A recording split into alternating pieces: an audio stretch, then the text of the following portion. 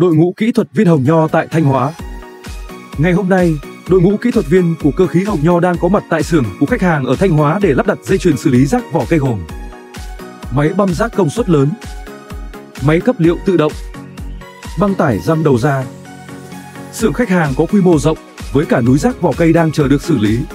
Khi dây chuyền chính thức đi vào vận hành, toàn bộ lượng phế thải sẽ được băm nhỏ thành răm đạt tiêu chuẩn, đẹp mắt, vừa giảm diện tích chứa, vừa tạo nguồn nguyên liệu tái chế làm nhiên liệu đốt lò hơi, sản xuất viên nén, mùn cưa. Điểm đặc biệt tại Hồng Nho là đội ngũ kỹ thuật viên luôn đồng hành cùng quý khách hàng từ khâu tư vấn, thiết kế giải pháp, lắp đặt, vận hành thử đến cả bảo trì, bảo dưỡng sau này. Mọi công đoạn đều được triển khai tỉ mỉ, đảm bảo dây chuyền vận hành ổn định, bền bỉ, hiệu quả lâu dài. Với sự đồng hành của Hồng Nho, khách hàng hoàn toàn yên tâm về chất lượng máy móc và dịch vụ hậu mãi. Hotline 0334496696